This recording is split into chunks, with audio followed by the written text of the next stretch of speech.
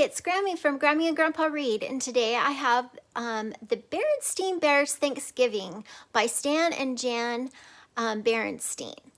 Okay, here we go. It's around the next bend, down a sunny dirt road. Just ask the next squirrel, caterpillar, or toad for the treehouse home of the bear family, where Ma, Pa, and the cubs are cozy warm in their split-level tree. Just at that moment, inside the quaint home, they're reading The Harvest Honeycomb. Honeycomb dribble, honeycomb drip. What lies ahead? A handsome stranger, money, a trip. Grizzly growl, grizzly grum, warn us of any danger to come. Then Mama blew hard, loose flower flew. Who caught the flower? Papa, that's who. But Mama and Papa both had turned white, Pa from the flour and Ma from the fright.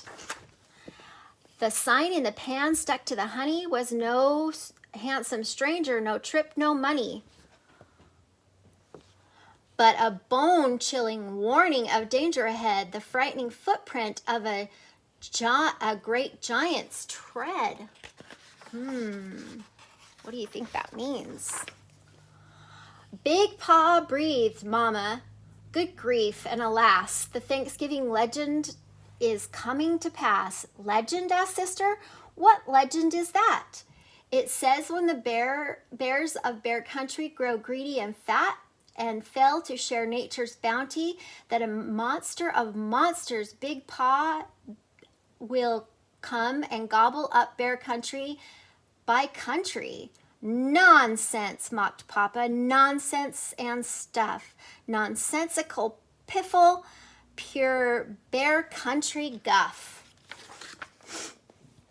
But Papa Bear couldn't have been more wrong. The Thanksgiving legend was coming on strong. Not more than 10 or 12 miles away, at the very moment, that very day, in a dark, murky forest, the ground was shaking. From crane fly to croc, swamp creatures were quaking. Something was coming. The creatures were frantic. Something enormous, something gigantic. It was Big Paw, of course. He was bigger by far than Paul Bunyan's horse. With shoulders like boulders, ditto his knees, his paws big as dumpsters, his arms thick as trees. That's pretty big. Out of the forest he came and he went, each footfall leaving a monster-sized dent.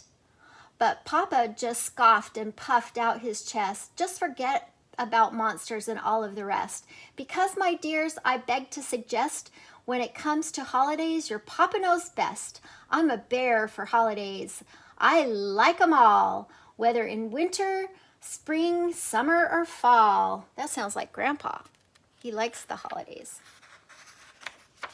especially Christmas.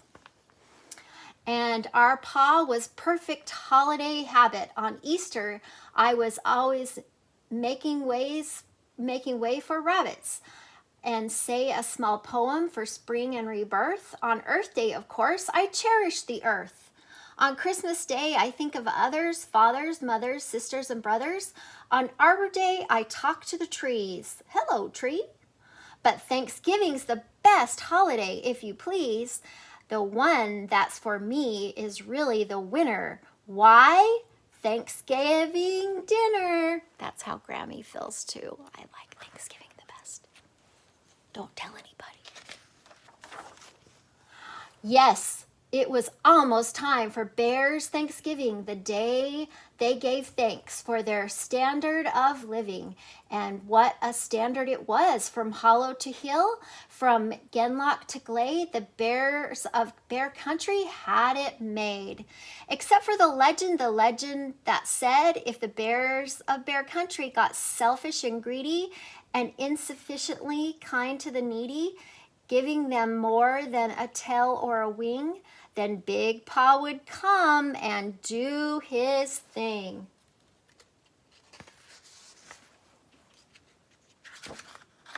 Let's see. We'll have pickles and olives and marshmallow yams, 2 kinds of pie, jellies and jams, 7-grain bread, turkey, of course, also radishes, both red and horse, corn on the cob, dripping with butter, so yummily yummy, so utterly utter. So, as you can see, in Papa's bear's case, all Thanksgiving meant was feeding his face. And I almost forget, no ifs, ands, or buts, but my favorite treat? We know, Papa, mixed nuts. So they went to a place that they knew at the mixed nut forest where the mixed nut trees grew. As cubs picked almonds and walnuts and pistachios too, which Papa Bear claimed was as Thanksgiving due. The entire forest started to lurch, and the cubs fell like stones from their top lofty perch. They landed not with a bone-jarring bump, but instead in a comfortable whomp. He caught them. For you see, the cubs had been caught in midair by the dumpster-sized paw of the monster-sized bear. It was Big Paw, of course, the monster had come. Talk about scared, the normally talkative cubs were struck dumb. Suffices to say, something surprising happened that day. With a bit of a smile and a nary a sound, he gently placed them down on the ground. What a shock, what a surprise, for despite his manner and imposing size, Big Paw was nice, gentle and shy, a friendly, helpful sort of guy. Those cubs knew what they had to do, tell that only part of the legend was true. Though he was powerful, fearsome, and tall, the monster called Big Paw was no monster at all. It was important news, so off they hurried, leaving Big Paw looking a little worried. Little cubs, you forgot your mixed nuts. This certainly was true, no ifs, ands, or buts. When the cubs told Pa their Big Paw tell, his eyes opened wide and his face grew pale. Pa didn't hear the positive part. All he heard was Big Paw. The name struck terror to Papa Bear's heart. Just hold on, said Mama. Whether or not the legend is true, we must welcome the stranger. It's the right thing to do.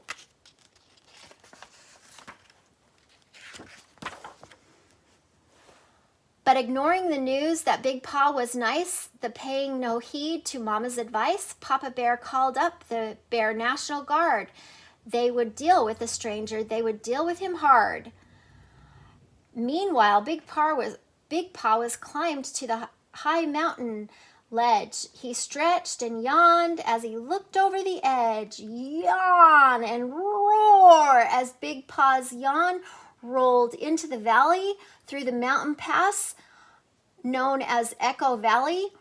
They grew from a rumble to enormous roar and confirmed the bear's fears about Thanksgiving monster of legend and lore. Alas, Mama's protests fell on deaf ears. The bears of Bear Country gave in to their fears. Mama's advice notwithstanding, they put the cart of fear before the horse of understanding. No arms! To arms! Cried Papa. There's no time to fuss. We've got to get him before he gets us. Swords were unsheathed, bugles were blown. There were no longer bears with minds of their own. They were no longer Jack and Jill, Betty and Bob. The bears had become a dangerous mob. With the false courage of numbers, to the mountain they went with the arsenal of weapons and deadly intent. While up on the mountain, the cause of the flap was settling down for a bit of a nap when he heard a strange sound. It was still far away and not very loud, of course. What it was the roar of the crowd. Now, Big Paw was certainly no mental wizard, but he was getting a feeling down deep in his gizzard. The trouble was coming, so he scratched his head and stared at his fuzzy old noodle a-humming. Started his fuzzy old noodle a-humming and used his powerful arms and shoulders. He built a tower of boulders. If those bears were to charge up here out of the valley, they'd be like pins in a bowling alley. But those bears kept on coming faster and faster. There was no simple way to avoid disaster. But then, at the very last instant before the rocks fell, there came through the din a cub's high-pitched yell. "Wait!" It was Sister. "Wait!" Sister cried. The rock tower teetered. It started to slide. Brother and sister, small and defiant, had positioned themselves in defense of the giant. But brother and sister were in terrible danger, and there was no one to help them except for the giant.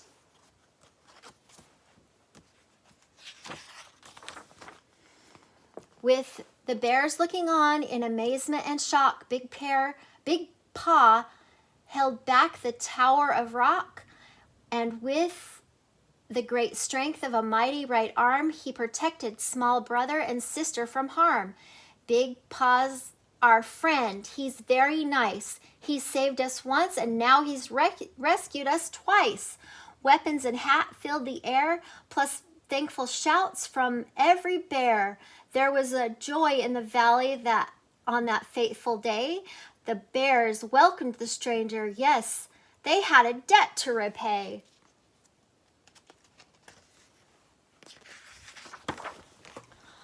But it was more than that. At Thanksgiving dinner the very next day, hosted Papa Bear had this to say: "Friends, we are thankful that we learned to share our bounty with our fellow bear. Excuse me, if you don't mind, here is something you left behind. Look, Pa, your favorite treat, mixed nuts." Yes, friends, it was quite a Thanksgiving. No ifs, ands, or buts. That's good. Sometimes we need to remember not to just judge people or bears before we know what they're really like. This is an important lesson. I hope you will watch it again, and please like it and subscribe to our channel.